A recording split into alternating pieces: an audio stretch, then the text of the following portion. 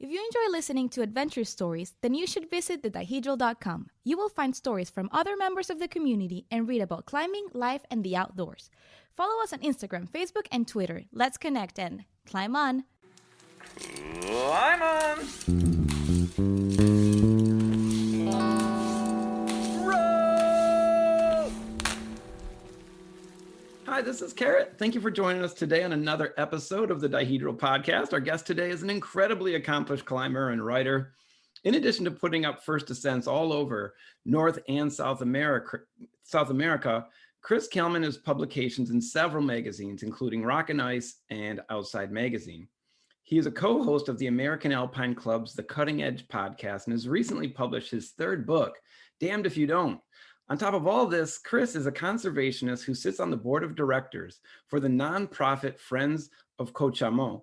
Chris, what an honor to be talking to you today. Welcome to the show. Hey, thanks, Carrot. The honor's all mine, for sure. I appreciate that. I always think the best place to start is kind of with the origin story of somebody. So I'm wondering if you could tell us a little bit about how you got into rock climbing. Yeah, sure. Well, so I was born in South Dakota.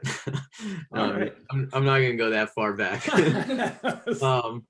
No, I started climbing in a gym when I was 16 years old. I'm 36 now, about to be 37. So that's like 20 years ago. And at that time, I was living in Northern Virginia, and climbing was like outdoor climbing. There wasn't much around. And as far as indoor climbing, it was like way off the radar at that time. It definitely wasn't cool. It wasn't like something you would tell your friends about at school and be like, yeah, I'm a climber. You know, it's just like, I have this weird obsession that I do on the side and I don't really talk about it. That's awesome. I guess after that, I went to college in Southern Maryland. So I moved even further from outdoor rock climbing, but we did have a gym there. And I would take trips to like the New River Gorge. I would drive 7 hours to get there for like a weekend. That's how obsessed I was. Yeah. I finished college, moved to Colorado to work on a trail crew in Rocky Mountain National Park. And that's where I'd say what I would call like my current fascination with climbing, which is outdoor climbing. That's where that really took off. Yeah. And yeah, I mean, I've just been bopping around out west ever since. And, you know, I kind of went through the ranks of boulderer to sport climber to trad climber to alpine, kind of back to single pitch these days is most of what I do. So it's been a real whirlwind. Yeah. Correct me if I'm wrong, but you're in Flagstaff now, right? Correct. Yeah. Flagstaff, Arizona. Flagstaff seems like a real great central location. I mean, you're not that far from, Flagstaff has good climbing, but you're not that far. So for some really good world-class climbing as well. Yeah. Where do you like to go, like from Flagstaff? Well, at the risk of sort of giving away local secrets or something, I will say this. If you draw like a 5-hour circle, like a 5-hour radius around Flagstaff, you get, maybe call it 6, just to be fair. You get Indian Creek, you get Zion, you get Red Rocks, Cochise Stronghold, probably some other areas that I'm forgetting that are also world class. Yeah. And I don't ever go to any of them. That's great. It's awesome, actually, because I think of that circle as like a force field that protects Flagstaff from incoming traffic from other places. That's such a good point. They're driving out and bam, they got to stop at Indian Creek. Right. If you're coming from anywhere else, you're going to hit that force field and you're just going to stop because you're going to be like, wow, Red Rocks, why would I ever drive further? Such a great way to put it. And I wouldn't be so bold as to claim that what we have in Flagstaff is better than those places. But for me, it's certainly good enough. And because I'm a dog dad now, and like most of the time I'm doing single pitch or like 4 pitch at most climbs. I mean, I don't really need to go to Zion or Red Rocks and get on something big. I really enjoy the cragging around here, and I'm perfectly happy to bushwhack to a less visited area and, you know, have the place basically to myself or ourselves, you know, me and whoever I'm climbing with. Yeah. Man, that's awesome, Chris. I just think that's a great way to look. I never thought about it as a force field, but that's exactly what it is. Way to find that center spot. So I do want to talk a little bit about how your climbing history influenced your latest book, Damned If You Don't. But before any of that, I was wondering if you could sort of share a synopsis of the story.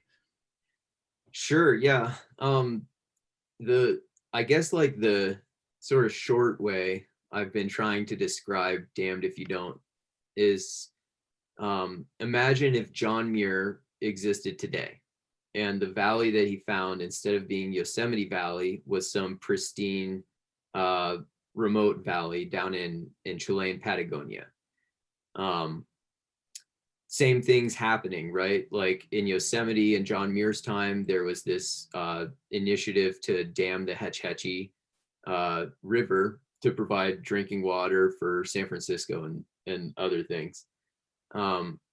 Muir fought that like with every ounce of his being to try and keep that from becoming a reality, and he ultimately failed.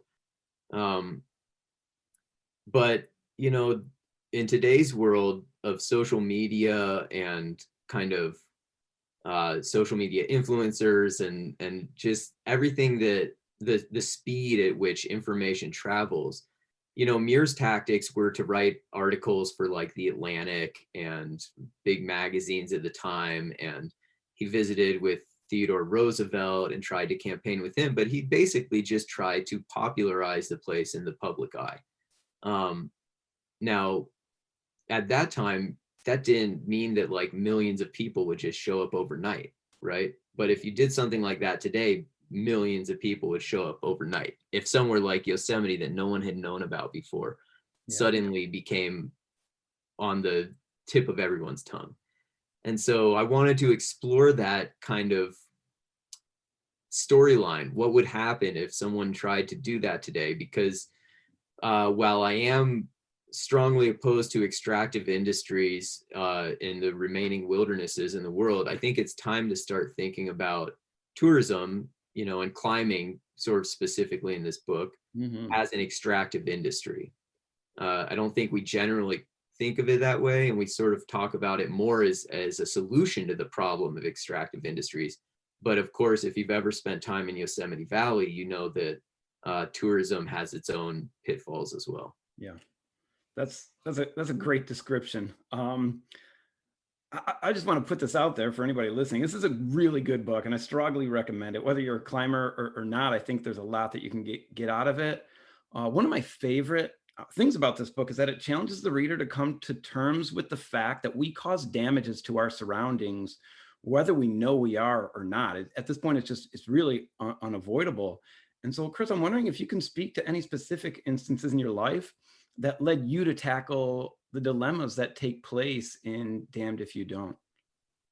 Yeah, well, you mentioned earlier that I'm on the board for Friends of Cochamó.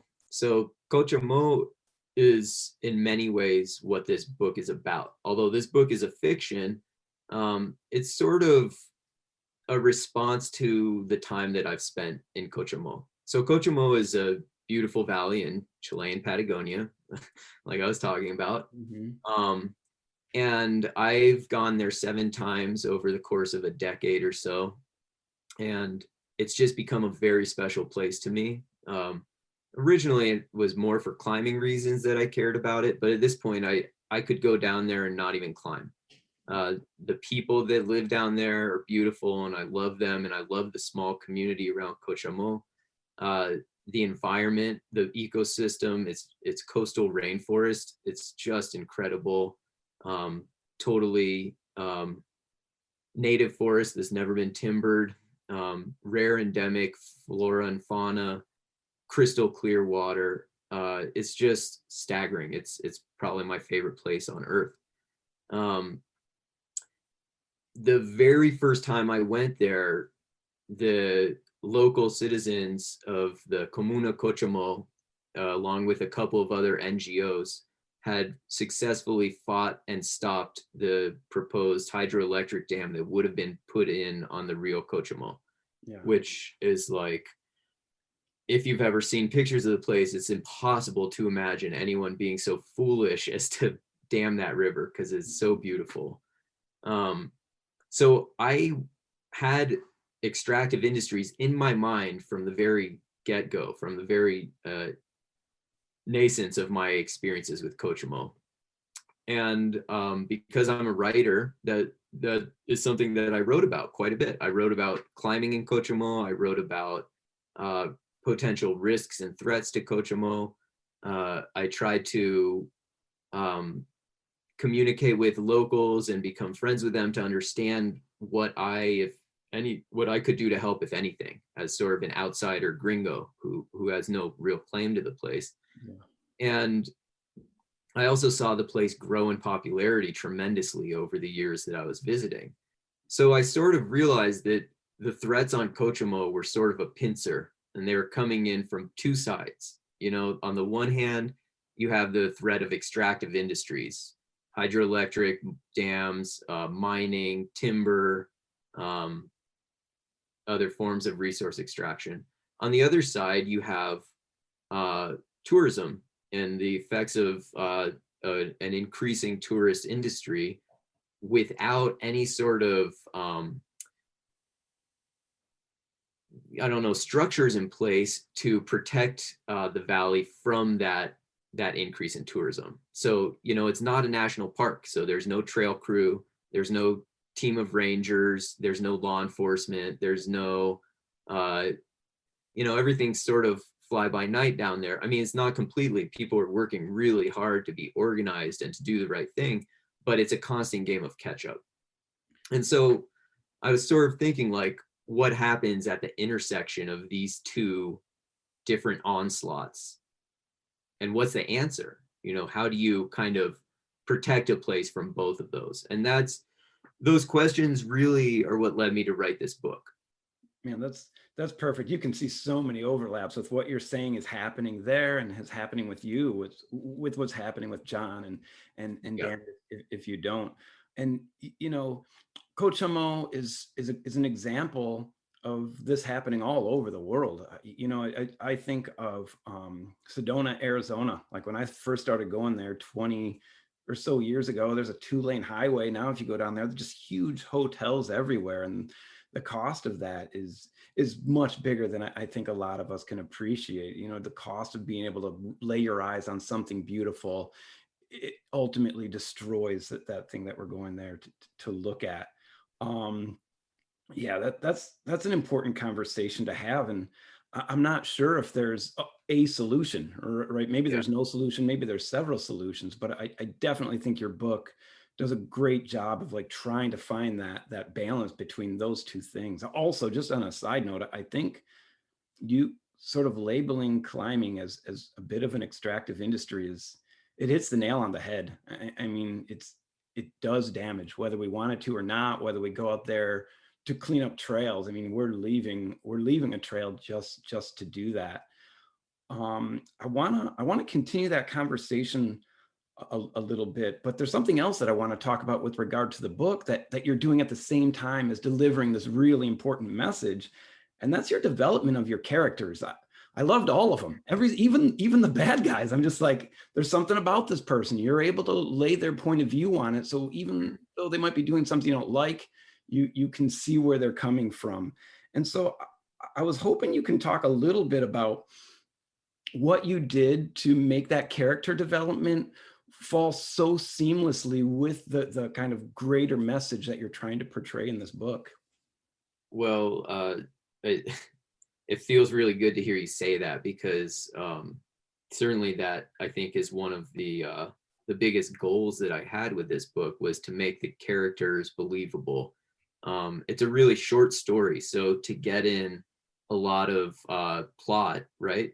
There's, I don't know, 25 years or so that the story traverses, maybe less. But to get all that in with character development was really a challenge, and I struggled with it a lot. I mean, I put more work into this book than any other piece of writing I've ever done.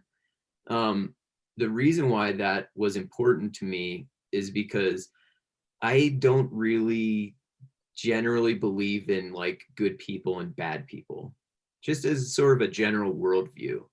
There are certainly people I agree with and people I disagree with, But I think at the end of the day, the vast majority of people out there are a mixture. They have areas in which they act in accordance with their morals and their values, and areas in which they fall short, and different dogmas and preconceptions that they were brought up with, which they have very little responsibility for. I was raised in a culture where something like racism or homophobia was absolutely verboten, disgusting, deplorable, and that's how I believe now as an adult. I'm very grateful I was raised that way, because I can't say for certain that had I been raised a different way, I would believe differently.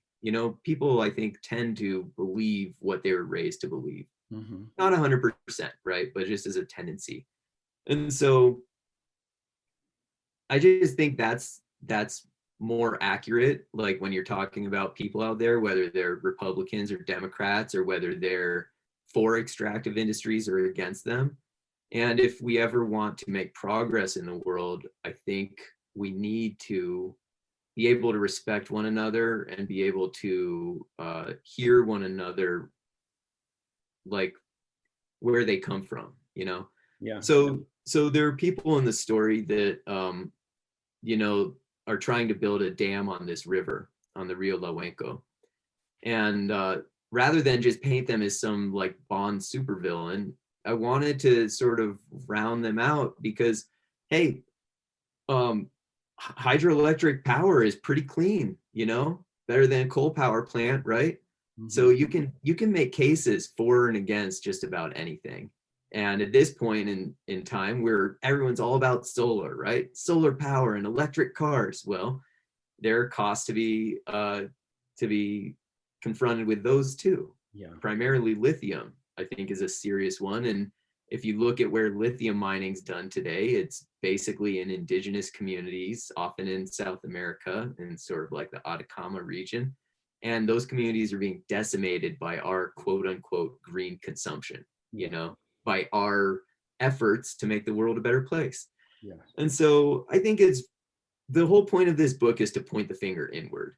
Because we love to point at other people. We love to say, hey, there are these problems in the world, and it's because of the Republicans, or it's because of the Democrats, or it's because of the Congress people, right? But what we rarely do is we point the finger inward and we say, here's how I'm responsible. Here's how I can make a difference. Here's how I can change things for the better. Yeah. So I wanted to erase sort of the idea of good and bad, heroes and villains, mm-hmm. and just have humans. I definitely think you pulled it off. A lot of the characters were very relatable, so relatable that when we moved on to another character, I was just like, wait, what about Brooke? Like, what's happening with her? I'm wondering if right. There's ever a possibility that your fingertips produce a sequel where we get to hear Braden's backstory or Brooke's backstory, or do you think that's the end of it for the characters in this book? I think for me, it's probably the end of it for this one. Mm-hmm. I've had a lot of people reach out and say, hey, my only critique on the book, or my only frustration, is that it wasn't longer. Like, I want to know more about all these people and all these places. I am trying, so this is my second short book like this. And with these books, and that was a common sort of response to the first book too. Mm-hmm. With these books, I'm trying to invite people back into the process of reading, Now, I don't know about you, and I don't know about the average listener out there, but when I pick up like a Dostoevsky novel, I feel very daunted. Yeah. You can get 100 pages in and you're like, holy crap, there's so much book left to go. I don't know if I'll ever finish this. I wanted to make something that someone picks up and they look at and they think, I could conceivably read this in a day. Yeah. And then they get started, and I want the story to kind of move and like develop quickly enough and compellingly enough that they actually do read it in a day, even if they didn't intend to. Now that has its own shortcomings, primarily what you've pointed out, that like some of these characters get left in the lurch. But I don't know. I want to do something different. I want to do something that's a little bit off the beaten path as far as our modern literature goes.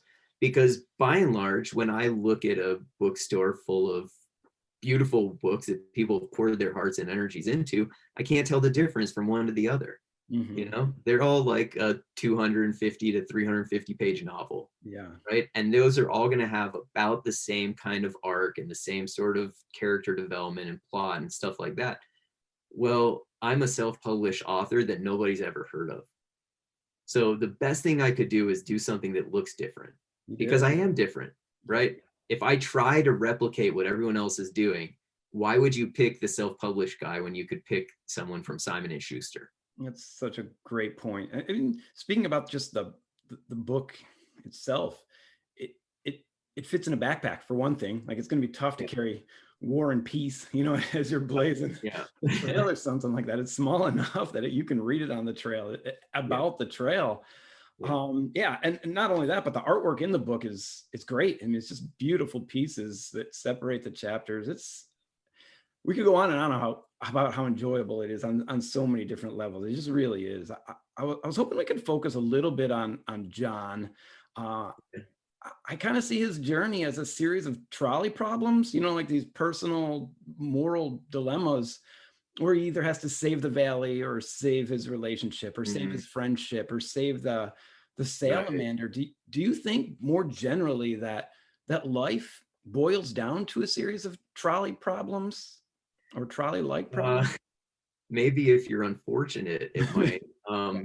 I haven't faced that myself. In fact, I think what I would say is that most of the times in my life, when I've been confronted with situations like that, the right solution solves all the problems most of the time.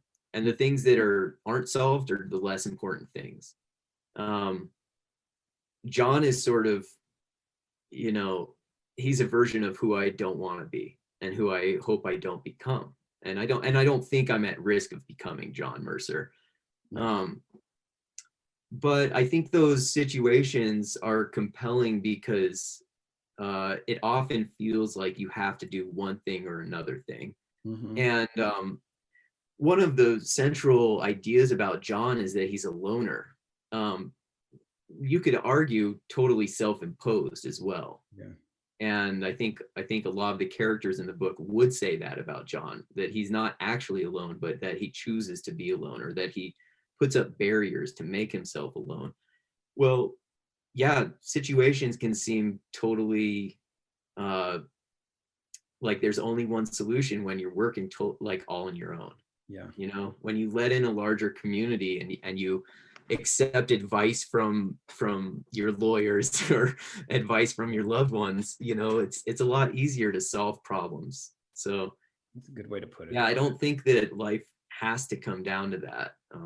I think the answer is to be a little bit more immersed in your community so that you know when to ask for help and when to take it. That's great. It really is. As I was reading this book, it reminded me of this quote from this author, E.B. White. And I like this quote. I think what you're saying about John sort of overcome some of the problems with this quote. I want to read it to you and let me know if you would connect this to kind of John's mentality. He said, "I arise in the morning torn between a desire to improve the world and a desire to enjoy it." Almost like those two things are kind of at odds. And to me, that was just like, that's John Mercer right there. I do think, like you were saying, there's a place to enjoy improving the world as well. But anyway, I was wondering if you could give your thoughts on that. Well, it's a really resonant quote. I don't know, when did Evie write that? Do you know? No, I should have done more. It's just, you know, this is a quote that a colleague of mine used to end all of her emails with, and it just stuck in my head. And now I think about it probably more often than I should. But well, I mean, it's the exact date. It's got to be old, right? Because like Strunk and White, Elements of Style, like, you know, Evie, he goes way back. So it's just amazing to me that we're still grappling with all the same issues and all the same questions. You know, what we're experiencing isn't new, and this question of like, do you save the world or do you enjoy it? I mean, I don't think there's one answer to that. It kind of brings to mind this this ecologist, John Seed, who I read when I was in my undergrad in an environmental ethics class. John Seed is this Australian guy who was working to protect the rainforest in Australia. And I remember reading this interview with him, and the interviewer, right? He's an interviewee. Yeah. The interviewer asked him, how do you like maintain energy and enthusiasm for what you're doing when you're constantly losing? You know, you're just all the time getting owned by these, you know, timber companies or whoever it was that was chopping down the rainforest. Yeah. And Seed's response was, I do this without attachment to the outcome. I do this because it is what brings me fulfillment in life. It's what makes me feel good about being a human and about myself. He was acting in accordance with his values. Yeah. So, you know, I think we just need to be honest with ourselves about what fulfills us. You know, you may work for a conservation nonprofit and find that it totally saps your energy, and at the end of the day, you have nothing left to give to yourself or to the places you love. Or you might find that it rejuvenates you. You know, there's not a right or wrong answer. Not everyone needs to work for a nonprofit, and some people definitely should. Yeah. The answer is probably individual. It's what's going to work for you. And so again, I would say, rather than a trolley problem here, how can these things coexist? Mm-hmm. How can protecting the world coincide with enjoying it? Beautiful. And I think there are solutions for that. I think there are ways that you can do both. I mean, you're kind of a living example of that with what you were talking about and what you're doing with Friends of, correct me, Cochamó. Yeah, that's perfect. Yeah, it's clear that you enjoy what you're doing and you enjoy the area, and that enjoyment leads to kind of this idea of service to protect the area. And I'm wondering if you can give us a little bit more details on that nonprofit. If people want to get involved or people want to look more into helping out, where would they go? How would they do that? Yeah, I mean, the first thing is, I don't want to over-aggrandize my contribution.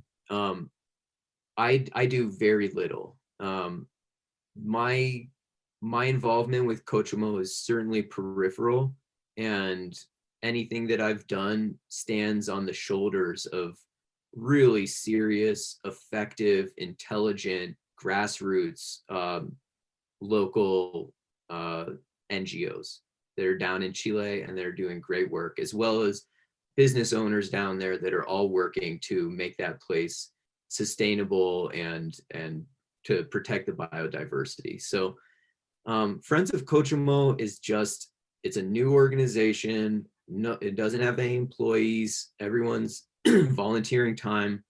And our goal is just to bolster the efforts of the local people on the ground there. So there are local nonprofits that are working to protect the Cochamó Valley. We just want to bring attention to what they're doing and to try and raise money to help. So if you want, you can go to friendsofcochamó.org. I guess you'll probably do like a social media post. You can, you know, rather than spell it out here, you can spell it and people can copy paste. But yeah, you can go to friendsofcochamó.org. There are donate buttons there, so you can donate that way. You can also look up, I think it's vallecochamó.org. I'll find the exact URL, but you know, honestly, like I would say, go donate to the local organization if you really want to support Cochamó, because they're the ones that are on the ground down there. We're Friends of Cochamó is sort of US based, even though we have directors from Chile and Argentina. So it's sort of, yeah, I don't know. I mean, we're like 2 years into being an organization, and I think anyone that's got a new nonprofit that's young like that will tell you it's a constant learning process, even figuring out who you are and what you do. So I don't know if that's sort of a long answer to a short question, but yeah, get involved with the local organization, especially if you're going to go down there. think about giving back a little bit financially too. Yeah. And on top of everything else that's going on, you're experiencing a river passing through the front of your house right now. What's going on in Flagstaff causing these floodings and these fires? My goodness. Yeah, I mean, it's crazy. Today we're good, like no rain in the forecast for the foreseeable future. Okay.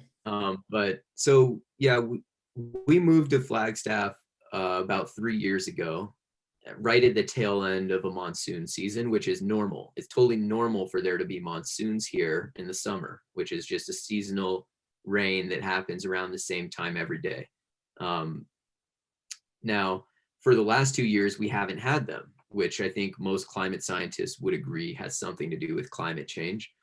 And in the meantime, we had persistent drought conditions and wildfires. And so one of the wildfires we had was just a few miles from our house. And what happens after a wildfire decimates a slope, like a mountain slope or a hillside, is that the soils become destabilized. And in the case of a rain, the ground doesn't absorb that water. And so it just hits the ground and sloughs off all of the debris left over from the fire. So after 2 years of serious drought, we finally have had a regular monsoon season. In fact, it might even be a little bit over average, which is great because we really need it. Yeah. But that water's been hitting the burn scar and just sloughing mud and debris all the way down our street. So, it's just fascinating. Like anyone that lives out west, I think, is more keenly aware of climate change and natural disasters today than they probably ever have been before. Yeah. And it's sort of fascinating. I grew up on the East Coast where there's basically no public lands to speak of. We don't have like Bureau of Land Management out there, Forest Service. Yeah. Maybe in small patches, but not like out west. And so you don't know anything about like what it's like to have large expanses of non-human land. And on the one hand, that means you don't get access to incredible wilderness. Like I can walk from my house to the Arizona Trail and then walk all the way to Utah or Mexico and be in kind of wilderness the whole way. That's incredible. But at the same time, we're exposed to natural disasters. And, as climate change gets more and more severe, those disasters are just going to get more and more prevalent. Right. Well, I'm glad you're doing all right. I'm glad you guys are staying dry. I notice you have your drying rack. I imagine that's from you swimming. No, that's just how we dry our clothes. I mean, it's so dry here, even during like a normal monsoon season. I can take clothes out of the washing machine in the evening, put them up on the drying rack inside with the windows closed, and they're dry overnight. So great. That's a great move. There's so many more things that I'd like to talk to you about, but we're kind of running short on time. Hopefully, actually, anytime you write a book, we'd love to have you. But if you ever want to come and just chat, like we would love, seriously, I'd love to just tackle some ideas about climate change and more characters and future projects. So hopefully you'll agree to sit with us again. Before we close, most of our conversations, we try to end on something a little more lighthearted. So I've come up with a series of kind of, not really moral dilemmas, but they're either or dilemmas that I'd like to put you through, where if you're forced to say one way or the other, we'd like to see where you'd lie. If you're up for it, would that be all right? Yeah, sure. All right, so I think I just wrote 5 of them. So here's the first one. For the rest of your life, you can only wear rental shoes while climbing, or you can only use floor chalk. Wait, what's floor? Oh, like in the gym. Yeah, you got to pat the floor for your chalk. Floor chalk, definitely. I agree. That one, they don't all have a right answer. That one has a right answer. No, I'm really big on footwork. I'm not strong enough to rely on like strength and like hand contact strength and all that. Like I climb vertical terrain mostly, and footwork is everything. You gotta have. I need my shoes. Exactly. All right. Here's another one. You write a book that you're wonderfully proud of, but no one will ever get a chance to read it. Or you write a book that you're embarrassed to be associated with, but it brings you great fame. That's a good one. That's a tough one. Um, I go back and forth. the really interesting thing is like the answer I want to give, obviously, is the one where I'm proud of what I've done. Yeah. That's like the answer you want to give as like a human. But the answer that I would give, if I'm to be totally honest, right, is probably give me the fame and fortune, you know, because you can redeem yourself too. You can write another book that doesn't suck. I don't know. But I agree. I constantly aspire to be just a little more Zen, maybe a little more Taoist, you know, just like totally non-attached from everything, right? I don't want to be attached to climbing. I don't want to be attached to the quality of my work or to the professional reception that it gets. Right. But yeah, I'm human, man. I am attached. Like we're all trying to do our best and to be respected for what we do. So yeah, tough one. It's a tough one. That was a good answer though. Okay, here's another one. So you can do everything but the last move on your dream route, or you can do everything but the first move on your dream route. Woo! I would go with last move. I find, yeah, like I get really turned off when the first move is the shutdown. Yeah. Although it's kind of fun. That said, like you could just call it C1, right? And you just like pull through on a bolt. I don't know. That's tough. I'll go with my first answer, last move. All victory. Right. Pretend like why not? You reach up and throw that. Yeah. That's perfect. All right. So for the rest of your life, you can only climb one route. Like you can climb it as many times as you want, but you only get one route. Or you can only read one book. Again, you can read it as much as you want, but wow. These are tough. Oof.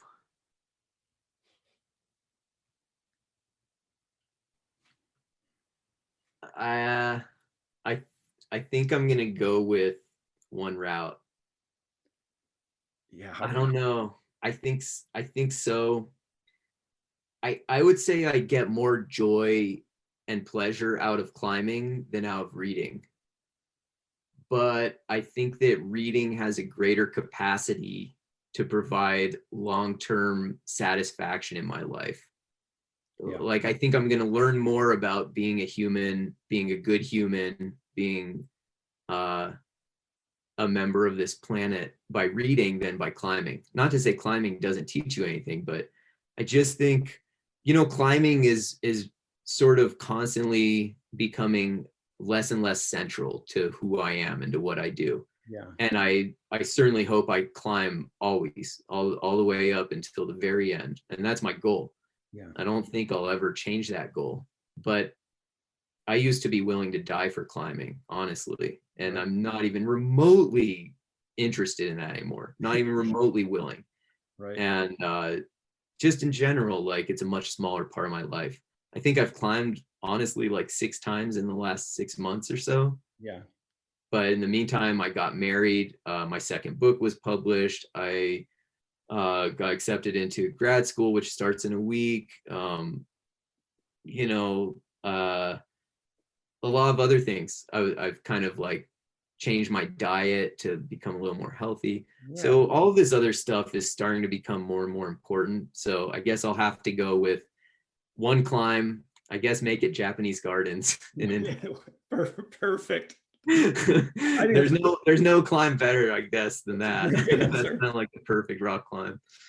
So one more, and this one, we already know that you're not writing this book, so this is just a large hypothetical. So sure. You do decide to write a book about Braden's journey, right, from your most recent book, but for some reason, you have to call it either A Bird in the Hand or Between a Rock and a Hard Place.